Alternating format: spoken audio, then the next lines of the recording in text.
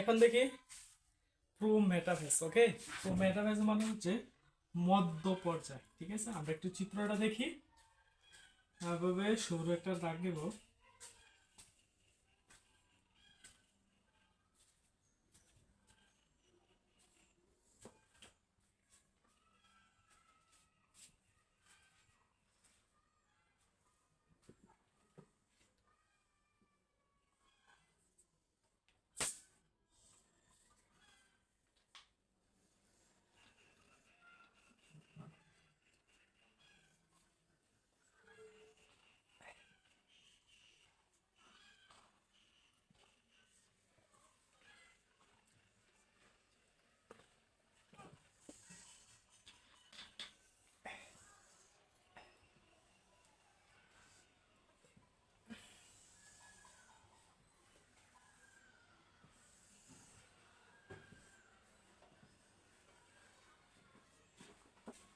এখন দেখি এগুলোকে বলা হয় কি ক্রোমোজোম।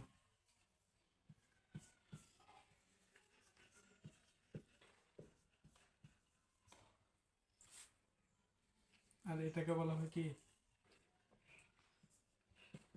সেন্ট্রোমিয়ার।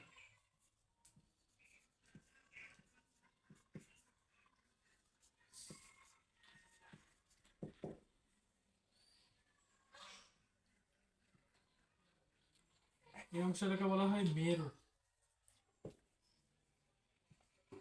মেরু, ঠিক আছে, এতটুকু হবে না। এখন আমরা ধাপগুলো একটু দেখি তো, দেখো তো এই ধাপে কোনো নিউক্লিয়াস অথবা নিউক্লিয়ার মেমব্রেন কোনো কিছু দেখতে পাচ্ছ? তার মানে কি এই ধাপে নিউক্লিয়াস এবং নিউক্লিয়ার মেমব্রেনের সম্পূর্ণ বিলুপ্তি ঘটে। নিউক্লিয়াস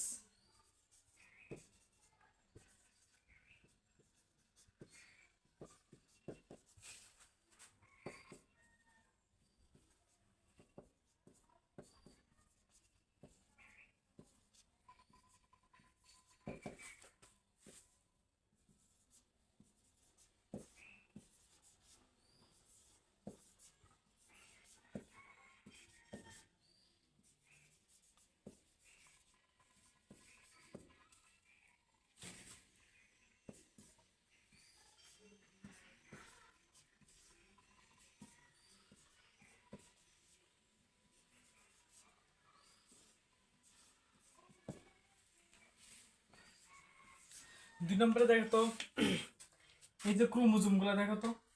আচ্ছা, এই যে পুরোটা, হ্যাঁ, এগুলাকে বলা হয় এক একটা তন্তু। ঠিক আছে, এখন দেখো তো এই যে খাঁচার মতো আকৃতি যেটা দেখতে পাচ্ছি, এটা তো মূলত বিষুবীয় অঞ্চল, না সরি, স্পিন্ডল যন্ত্র। এখন দেখো তো স্পিন্ডল যন্ত্রের এই দেখো স্পিন্ডল যন্ত্রের এই যে মধ্যবর্তী অংশটা, এই অংশটাকে বলা হয় বিষুবীয় অঞ্চল। হুম, এই অংশটাকে বলা হয় কি বিষুবীয় অঞ্চল।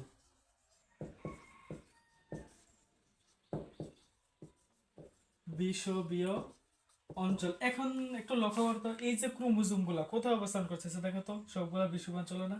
তার মানে কি ক্রোমোজোম গুলা এই ধাপে ক্রোমোজোম গুলা বিষুবাঞ্চলে অবস্থান করে। ওকে, এই ধাপে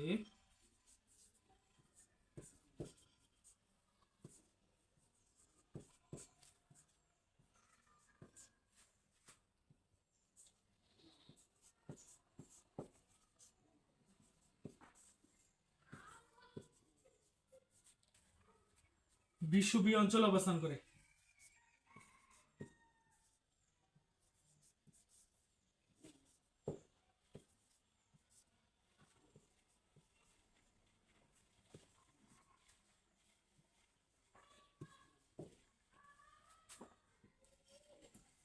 3 নম্বরে বলতে পারো যে দেখো এই যে ক্রোমোজোম গুলা বিষুবীয় অঞ্চলে অবস্থান করলো, বা ক্রোমোজোম গুলো বিষুবীয় অঞ্চলে বিন্যস্ত হওয়াটাকে বলা হয় মেটাকাইনেসিস। হ্যাঁ, মেটাকাইনেসিস ঘটে। মেটাকাইনেসিস, কাইনেসিস বলে। মেটাকাইনেসিস মানে হচ্ছে এই যে ক্রোমোজোম গুলা বিষুবীয় অঞ্চলে বিন্যস্ত হওয়াটাকে, ক্রোমোজোম গুলা বিষুবীয় অঞ্চলে বিন্যস্ত হওয়াটাকে বলা হয় কি মূলত মেটাকাইনেসিস, ঠিক আছে। তাহলে 4 নম্বর বলতে হবে এই ধাপে ক্রোমোজোম গুলো সর্বাধিক মোটা এবং খাটো হয়, ঠিক আছে। দেখো এগুলো দেখতে কি খাটো এবং মোটা, তাই না? তাহলে এই ধাপে ক্রোমোজোম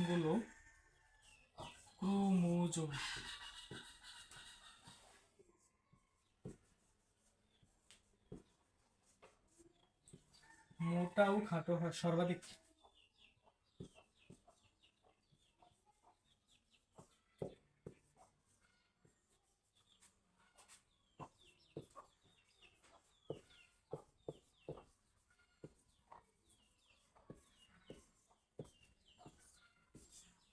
পাঁচ নম্বরে বলতে পারো কি বলতো,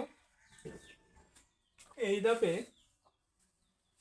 এই ধাপে কি বলতে পারো বলতো, এই ধাপে কি বলা যায়, এই ধাপে কোষের সংখ্যা আকৃতি এগুলো নির্ণয় করা যায়, হ্যাঁ, কোষের সংখ্যা আকৃতি নির্ণয় করা যায়।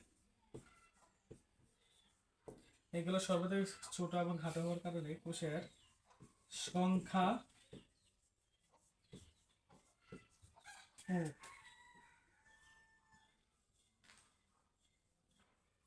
আকৃতি নির্ণয় করা যায়।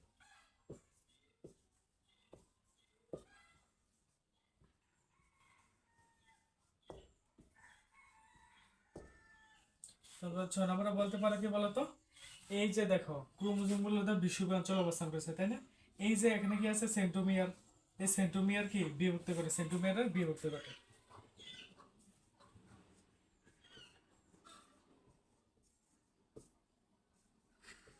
সেন্ট্রোমিয়ারের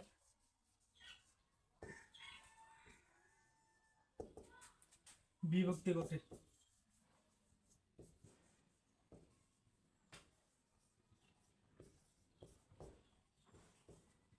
ঠিক আছে, ঠিক আছে, আশা করছি সবাই বুঝতে পারছো।